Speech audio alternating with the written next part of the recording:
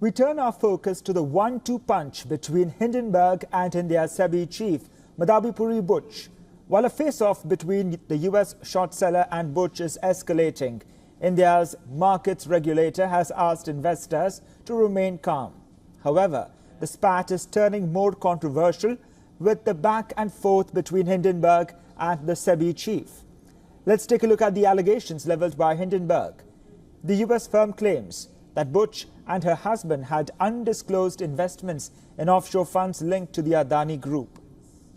The report also accuses Butch of being the 100% shareholder of a Singapore fund when she was a full-time member of the SEBI.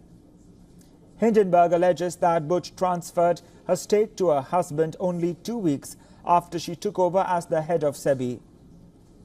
The allegations suggest a possible conflict of interest for the SEBI's probe against the Adani Group.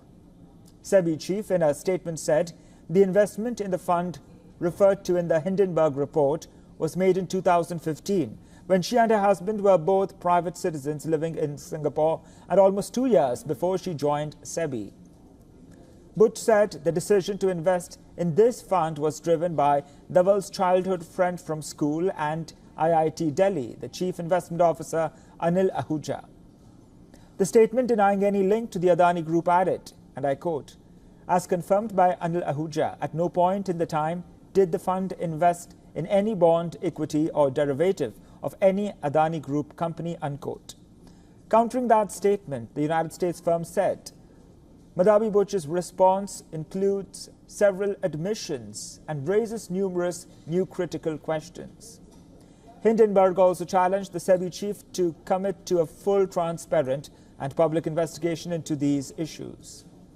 These allegations have broader implications for both SEBI and the government. The government, though, has not responded to the ongoing drama yet. To start with, these allegations raise several questions. Will the government initiate a separate probe as the opposition has demanded? Should the SEBI chief hold the position under such scenario or not? And if proven true, the claims could undermine confidence in SEBI's impartiality and regulatory effectiveness. Investor confidence also comes into question.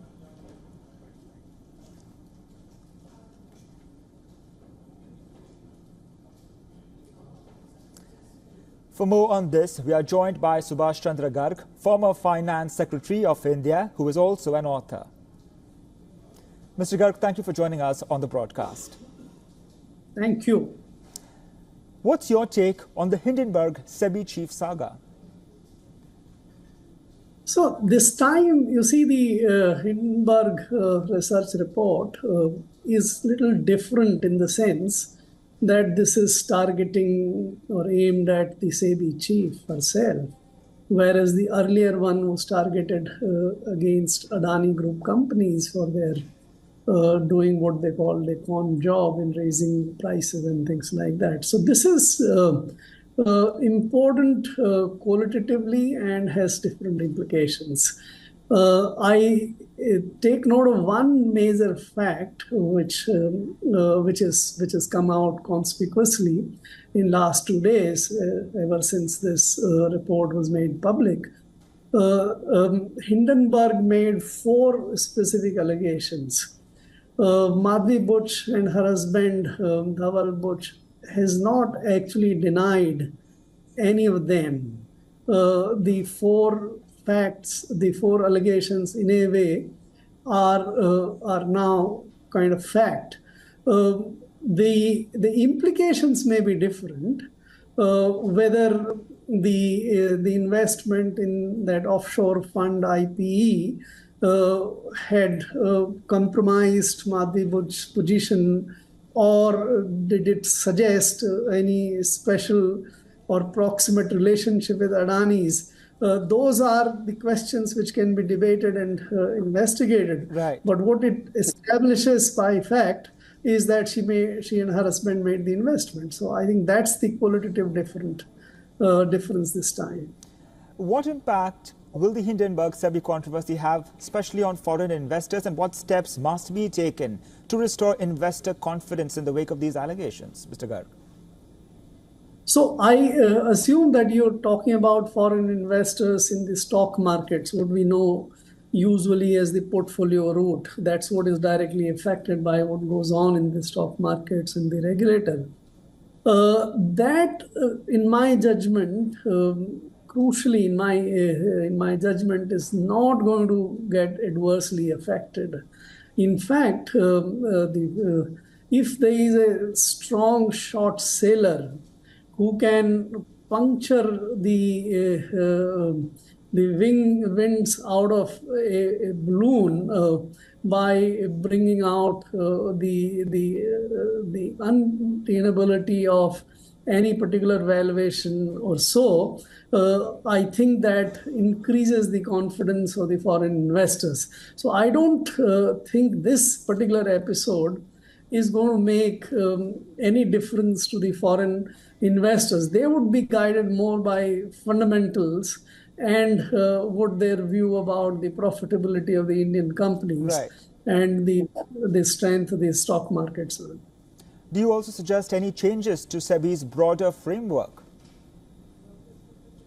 See, if you mean the framework relating to the appointment of the chairperson or the board or the way it makes regulations, I think there are important implications, or the way the SEBI investigates the matter. I think I don't think there is any need for changing the appointment process or the formulation of the rules and regulations. The allegation that the regulations relating to REIT might have been affected, there is no specific allegation that any particular REIT regulation was meant to favor Blackstone. There is no such allegation. It's only an innuendo that her being sort of making the regulations while her husband is a vice president, a senior advisor in Blackstone, might have. So I don't think that requires any change. And if, as she says, that she has recused herself from these relating decisions. So I don't think framework is required to be changed. But one thing which comes out very prominently and I think requires attention is that the investigation into the Adani matter was entrusted to SEBI by the Supreme Court. That investigation has not been completed in 1.5 years. Right. And there is a kind of direct or indirect association of Madhvi Butch with Adani's that compromises the ability of the SEBI to investigate fairly and impartially. I think there some change might be needed. Mr. Subhash Chandra Garg, thank you for joining us on the broadcast, sharing with us your insights on the matter. Thank you very much. For all the latest news, download the WION app and subscribe to our YouTube channel.